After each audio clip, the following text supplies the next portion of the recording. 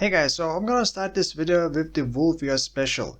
Do not play this build. This is not a good build. It's not worth it. But however, I'm gonna turn this video into what's unique about these uniques and talk about two items, Plume of Pursuit and the new staff, the Winds of Fate staff. So what this build was or is critical, hexblast, Inquisitor, ignite, critical ignite, yes, with Plume of Pursuit and the Winds of Fate. Obviously using perfect agony, going with the crit multiplier, using Marylene's Fallacy.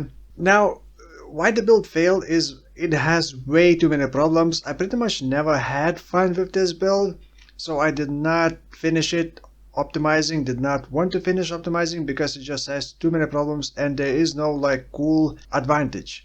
Like, your ignite damage is nothing special. You could do this hexblast ignite as a non-crit and it would just perform much better and it would be much easier to build. The problems: lack of defenses.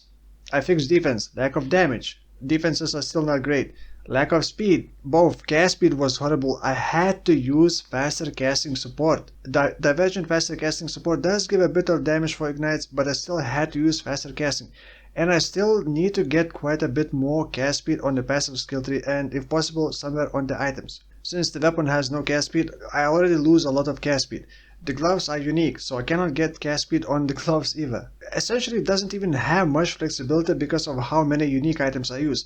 On top of all of these, this is ignite build, but I also very often freeze enemies and shatter, and that breaks the ignite proliferation. I am also using Barracks Respite, but the Barracks Respite only works if the enemies are close enough to transfer the ignite from the initial hit. Another thing, I have to use Spell Echo, which isn't, I guess, the worst part, but I am using Divergent Spell Echo. Final repeat of supported skill deals 60% more damage. The core part of this build, and let me talk about those uniques. The Plume of Pursuit.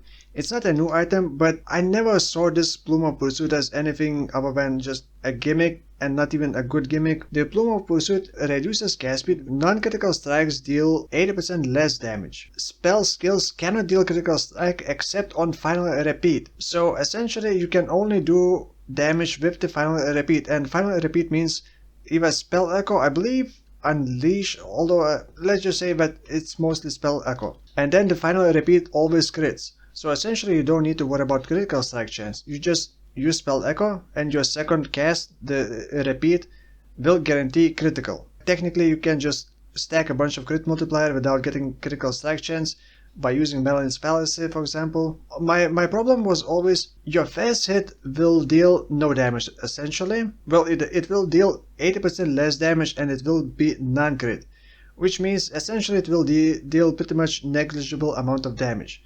But then the second hit will hit much harder. So on average it's not really giving you all that much, and kind of slows you down because the damage is going to be delayed. So you are forced to use Spell Echo and you only do damage on a repeat, which means if you get stunned before you repeat the spell, you're gonna do no damage and you're gonna have to cast twice again essentially. So that's one big problem. The Winds of Fate stuff was introduced. It has a lot of flare damage, so we can use Battle Mage.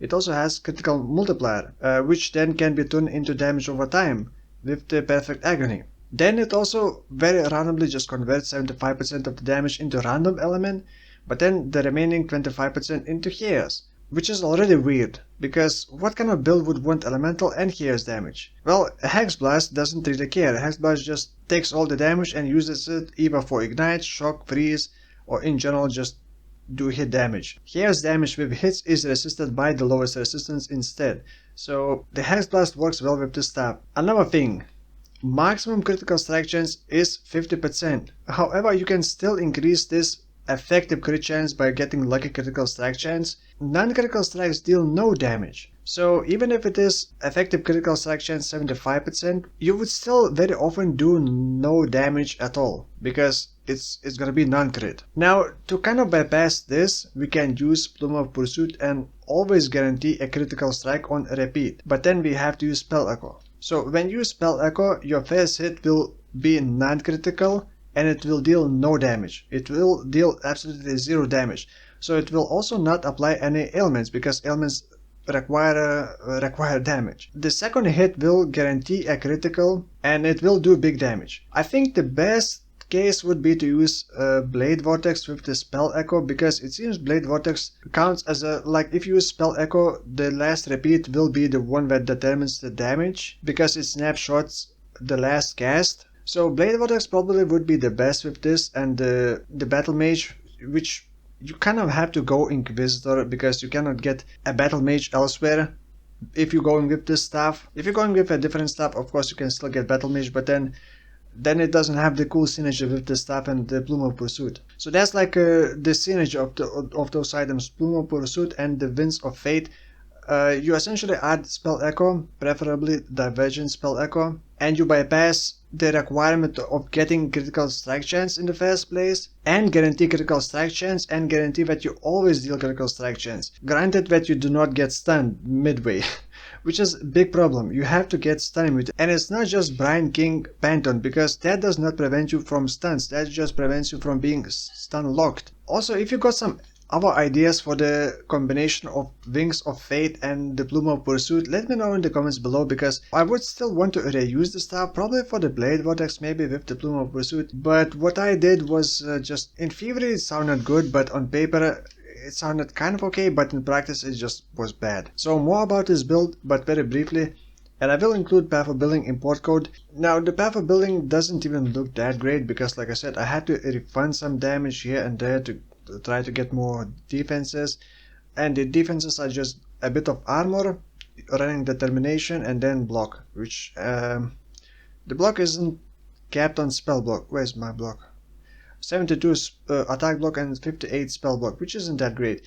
And I don't even have the mastery to recover life and ES on block, because I took Unholy Might. Without this I lose quite a bit of damage, but I mean, you can also do that. But then if you do this, then what's the point? Like, this is not good damage, and those are not good defenses. I even took the Corrupted Soul to kind of split the damage. The Pious Path does not feel great anymore. I barely have regen when standing on consecrated ground. So I have around 400 life regen and 400 ES regen. 800 combined, that does not feel good at all in higher tier maps. You would need a lot more regen to feel good, maybe even double this regen, and get more life and ES. So as you can see, numbers don't look good, but again, I did not fully optimize. I could not even get the helmet enchantment. There were none helmet enchantments. I did not catalyst the amulet. It's missing a lot of things, but when you're looking at that and thinking about all the issues, do you really want to work around those issues just to get to the damage numbers that you could easily get with a normal build, essentially? So it's like a very gimmicky build, and it's not a good one. So for that reason, I would say I would not recommend this build. By the way, I did get Perfect Agony through the Replicas Atziri's Acuity. You have Perfect Agony if you have dealt critical strike recently. Now I mentioned that I was still shattering and freezing enemies, and I'm very surprised that it happens, because I have deadly ailments.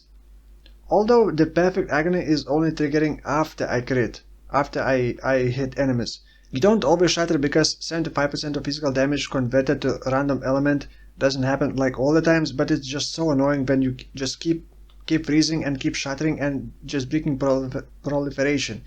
And I am using Barracks Respite, and I don't know if it's actually worth using that.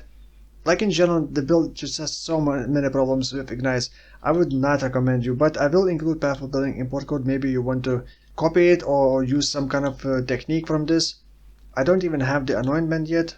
The body armor could have been reworked, could have been better. The boots I was trying to get onslaught on kill as well, but I still don't have that anointment. Sorry, not anointment, the unveil. Also was trying to get action speed implicit, but still don't have it.